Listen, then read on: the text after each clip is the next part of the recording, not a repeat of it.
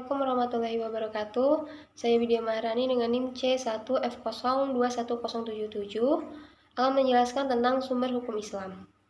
Sumber hukum Islam. Sumber hukum Islam adalah dasar atau referensi untuk menilai apakah perbuatan manusia sesuai dengan syariah atau ketentuan yang telah digariskan oleh Allah Subhanahu wa taala atau tidak.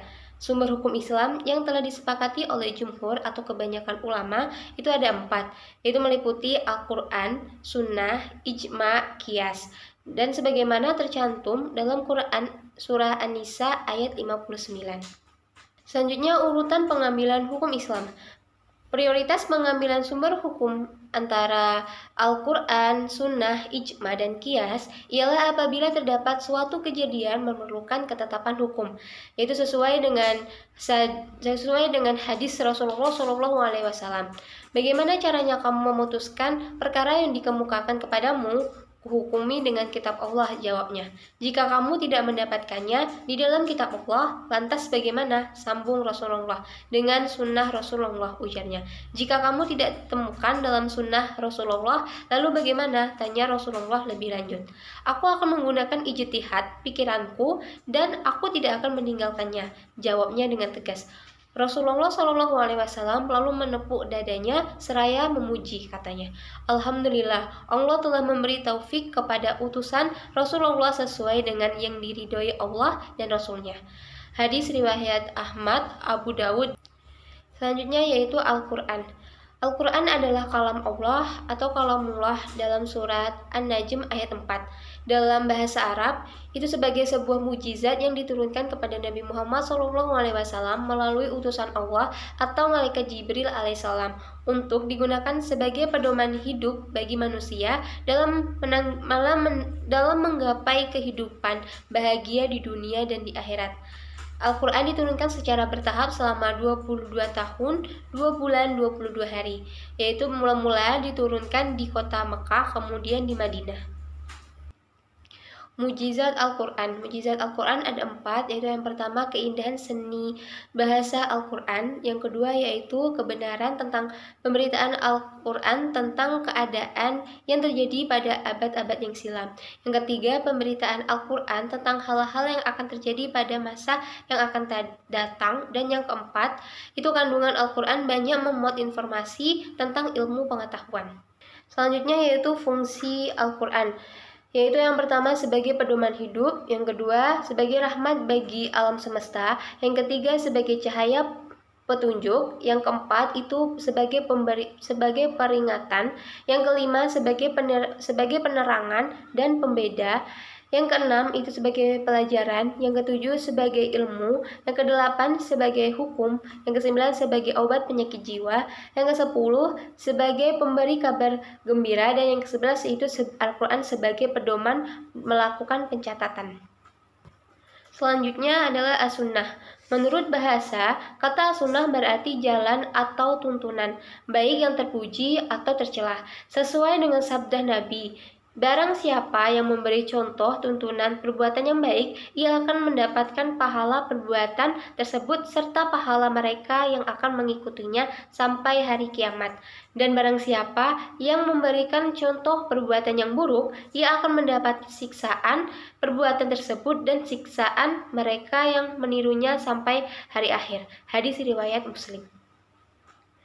Fungsi as-sunnah, yaitu yang pertama menguatkan hukum yang telah ditetapkan dalam Al-Quran. Yang kedua, itu memberikan keterangan ayat-ayat Al-Quran dan menjelaskan rincian-rincian ayat-ayat yang masih bersifat umum. Yang ketiga, membatasi kemutlakakannya. Yang keempat, menaksiskan atau mengkhususkan keumumannya. Yang kelima, itu menciptakan hukum baru yang tidak ada di dalam Al-Quran. Selanjutnya yaitu ijma. Ijma adalah kesepakatan para mujtahid dalam suatu asa setelah wafatnya Rasulullah SAW terhadap hukum syara yang bersifat praktis dan merupakan sumber hukum Islam ketiga setelah Al-Quran dan Sunnah.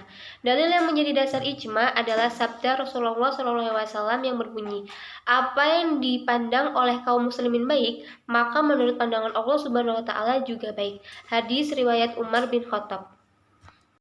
Fungsi ijma itu ada dua. Yang pertama, dalam hal-hal yang tidak ada nasnya sama sekali, dalam hal ini mujtahid dapat menemukan hukum secara murni dan tidak berbenturan dengan ketentuan nas yang sudah ada, karena memang belum ada nasnya. Nah, yang kedua, ijtihad dapat digunakan dalam hal-hal yang sudah diatur oleh nasnya, tetapi penunjukannya terhadap hukum tidak pasti atau zahani ala dalalah. Nas, hukum dalam bentuk ini bisa memberikan kemungkinan-kemungkinan pemahaman. Dalam hal ini, ijtihad berperan dalam menemukan kemungkinan-kemungkinan tersebut. Selanjutnya yaitu qiyas. Definisi qiyas secara umum adalah suatu proses penyingkapan kesamaan hukum suatu kasus yang tidak disebutkan dalam suatu dalil baik Al-Quran dan Sunnah dengan suatu hukum yang disebutkan dalam dalil tersebut karena ada kesamaan dan alasannya. Hal ini sesuai dengan Quran Surah Al-Hasyr ayat 2. Maka ambillah pelajaran wahai orang-orang yang mempunyai wawasan. Fungsi qiyas. Proses qiyas untuk suatu kasus yang akan dicari hukumnya dengan mencari dalil hukum yang jelas untuk kasus tertentu. Setelah itu, para mujtahid akan mencari alasan yang sama untuk kasus yang akan dicari hukumnya. Jika ditemukan adanya alasan yang sama, maka mujtahid dapat menggunakan ketentuan hukum yang sama untuk kedua kasus tersebut. Sedangkan jika tidak ditemukan alasan yang sama, maka akan dicari ke hukum pokok. Qiyas dapat dianggap sebagai sumber hukum jika memenuhi persyaratan, yaitu yang pertama, sepanjang mengacu dan tidak bertentangan dengan Al-Quran dan Sunnah. Yang kedua, qiyas juga sesuai dengan logika yang sehat.